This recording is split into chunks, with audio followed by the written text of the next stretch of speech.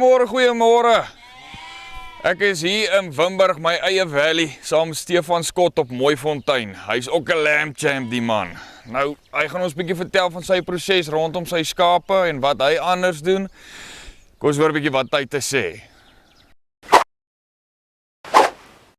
Stefan, hoe gaan dit? Môre Arno, goed met jou? Nee, lekker, dankie jou, Stefan. Nou Stefan, vertel my nou 'n bietjie van jou proses rondom jou skape. Kom ons begin by die ras. Wat 'n ras boer jy? Man, ek het SA Vleis Merino skape waarmee ek boer. Ek het 'n stoet wat ek by my pa oorgevat het. Hy's oorlede in 2012 en toe het ek aangegaan met die stoet. Hy's in 1979 begin.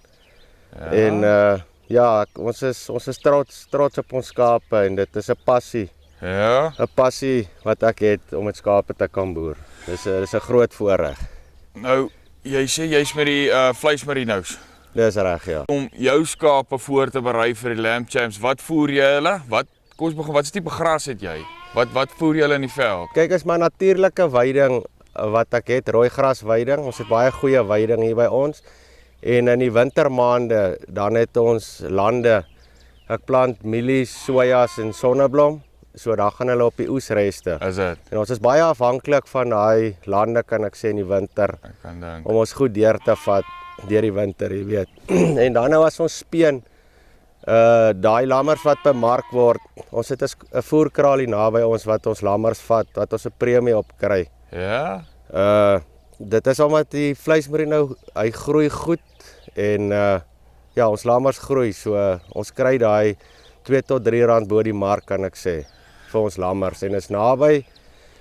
En ja, so daai lammers wat ons dan nou terughou, wil ek sê, 'n deel van daai lammers hou ons terug en dit word gevoer om afgerond te word waar ons lammers dan laat slag. En voer jy in enige voerkrale partykeer?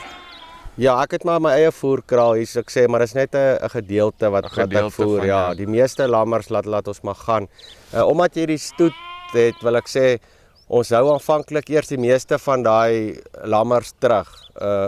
Omdat ons ramme teel.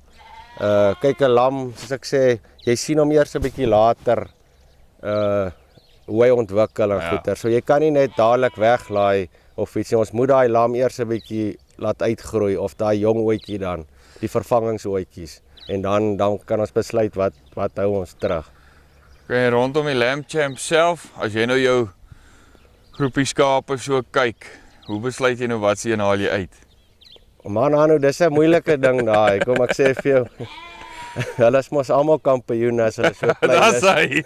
Dis so backcourt jam. Ja, so nee, jy kyk hom maar met die oog, jy weet, jy soek 'n lekker groot karkas en jy dit soos ek sê, dis moeilik. Jy soek 'n ding wat kan groei en wat mooi lyk vir jou en dan voer ons hulle en kyk maar. Hoorie Stefan, sê my, is jy oop vir die idee om karkas uit die hand uit te verkoop op Bloemfontein?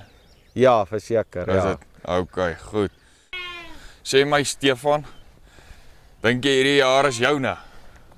Nee, dis verseker my jaar hierdie jaar ons. Vleismerino manne moet hom 'n bietjie Mooi. Dit was ou Stefan Scott al die pad hier van Wimberg af. Gaan bietjie op Facebook, check bietjie uit die Lamb Champ Facebook blad, vind bietjie meer uit oor wanneer en waar dit is en gaan ondersteun bietjie die manne. Ek's Hanu van Farm Spice. Mooi dag.